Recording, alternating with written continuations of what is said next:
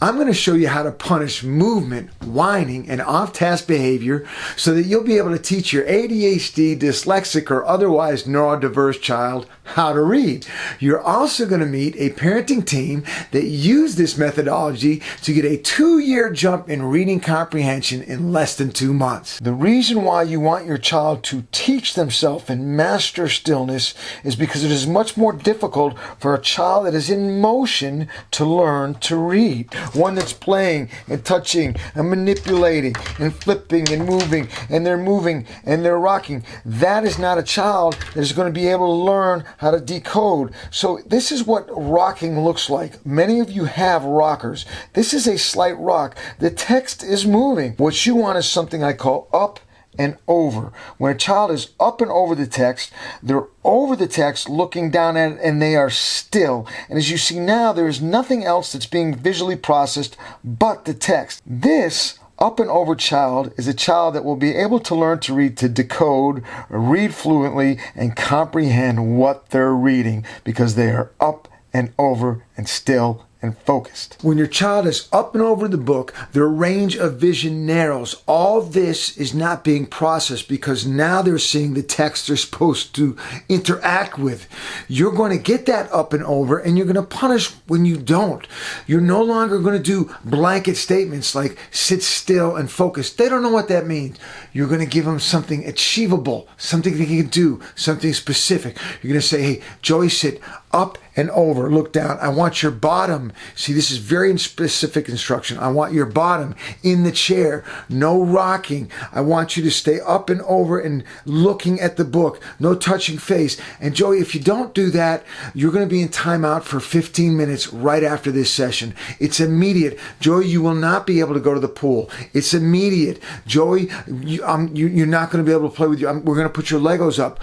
This is what we need to happen or you will be punished. But if you do it, Joey, you will get a reward and you'll explain that reward. Remember, consequences are more powerful than emotion, especially for an ADHD child.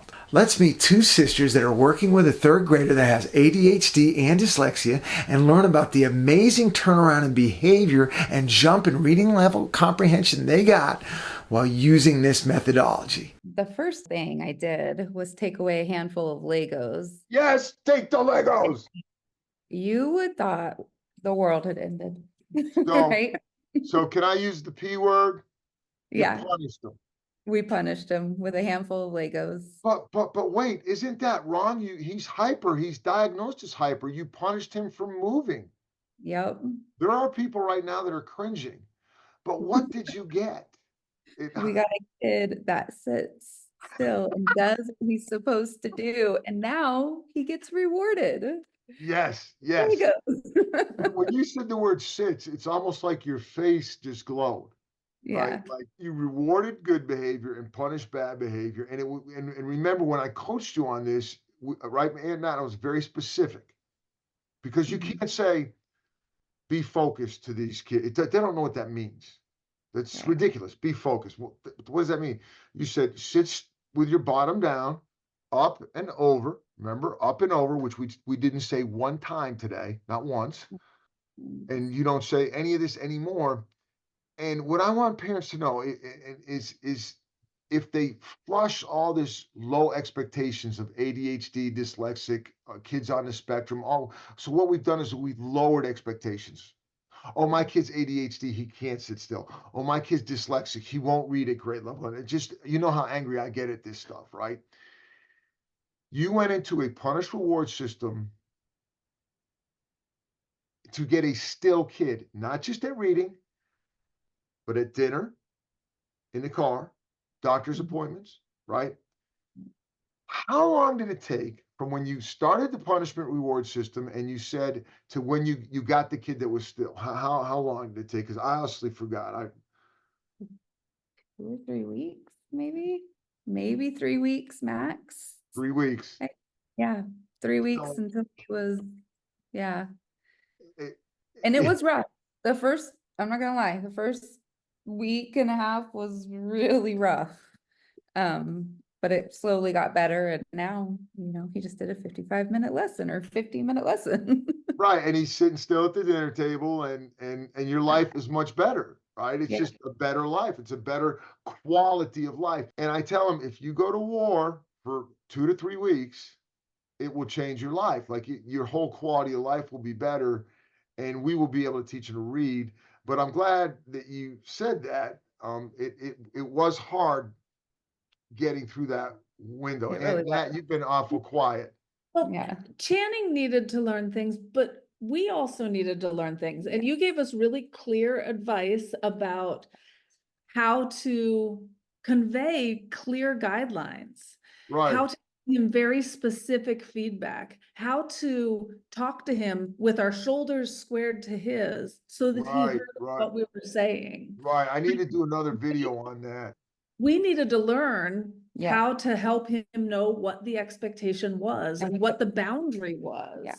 The most value that I think I had there in that period where I was selling you on this, because some parents don't like it, right? It is the idea that it was even possible, right? Yeah. Because there's all this garbage out there. There's always books, this gentle parenting. There's all this stuff out there.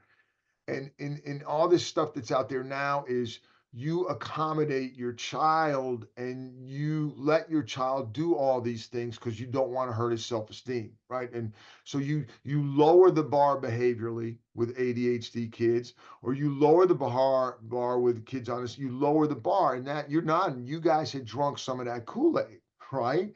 And I think the biggest service I did for you and a lot of the parents I work with is just flushing all that. Just forget all that mess. Look, you can get the kid you want, you can get the behaviors you want, but you're gonna have to punish them, right? And but you also reward. Right.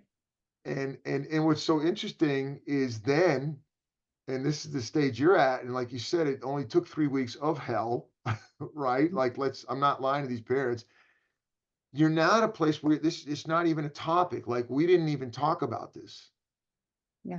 Like when he showed up today, we didn't even say sit still. We didn't even say there's a punishment or reward. We're done. You'll never look back. Yeah. You know, and I had a mom on earlier. She wasn't comfortable being videoed, but she was in tears. She's like, we went to Red Robin and we sat and we had a good time as a family. And we just sat there. Like, if there's a parent watching this and their child won't sit still, their child won't read, their child simply will not sit still anywhere, will not listen. And I'm advocating punishing that behavior. And they might be hesitant about it. They might be not wanting to go down this road because they've read and consumed all this other stuff that's out there. What would you say to that parent? What would you say? I think that Channing, I think that he is proud of what he's able to do right now. He is proud of what he's accomplishing, and he's still having a ton of fun. Right. And so I think that's a good outcome. Yeah. He's more engaged. He is more attentive. Is he happier? He's happier. He is. Did I send you a script telling you to say that? No, absolutely not. All the There's kids, no script. every single one of them that I work with and work through this process end up being happier children. Happier. Happier. And the discipline is not extreme No. discipline. It's, No. like we said, a handful of Legos. And that was enough. That's it. Yeah, Him to because be like, for an ADHD, OCD kid, Yeah. take the Legos, that's it. There's a meltdown, right? Happened. Yeah. And then you There's- withstand the meltdown. You're like, fine, yeah. that's fine, right? Remember, I told you guys to pretend you're happy. Yes. And it worked. When you punished him for movement and he had his little fits, you guys had a strategy. Share that. I think it's great. We would just start talking to each other. We'd figure out what we're gonna do the rest of the day. We would figure out what we're gonna have for dinner. We would just carry on with the other kids, and he Yeah. would stay there and throw his fit and Not get what he wants. not get what he wants, didn't get the attention he wanted, didn't get Nope. to control the family dynamic Nope. that he wanted to do. And eventually he got through it and life went Figured on. things out. Yeah, Now you got a much happier family and you got a kid that's learning to read. yeah. Right? His reading, oh my goodness, it's amazing. What the growth in his reading? Growth in his reading, yeah. It's absolutely stunning how quickly he's progressed once we got up and over. Once we got what we wanted, boom, off he goes. This parenting gave up begging, pleading, and counting and went to immediate discipline, immediate measurable discipline, and then immediate rewards. And they got a completely different household as well as a 2 grade level jump in reading comprehension. Make your punishment immediate, make rewards immediate. Divorce your emotion from it, and remember, you love your child, and this is why you're doing it. If you've bought into some of the philosophies out there that you should reason, you should plead, you should negotiate, that will not work with an ADHD child. They will simply manipulate you. One Billy, they're sitting there going, hey, I'm making mom count. She looks ridiculous.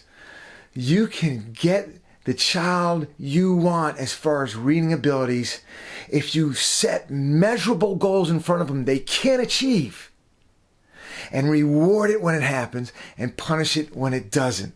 You may feel it's cruel to punish a hyperactive kid for being hyperactive, or a dyslexic or whatever neurodiverse kid for going off task or getting out of his chair and reaching for the Lego. You may feel that's cruel.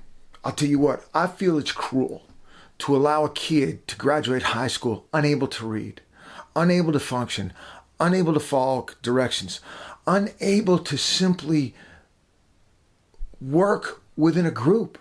That's cruel. That's cruel. Taking away someone's Legos, not cruel. Graduate a child from high school that can't read or hold a job, cruel. You may be uncomfortable doing this, but do not sacrifice your child's future happiness, dreams, and goals on the altar of your own comfort. Please leave me a comment. Have you used any of these techniques? Any other ideas that you've used? If you have any questions at all about what we've discussed, ask them in the comment section. I will answer.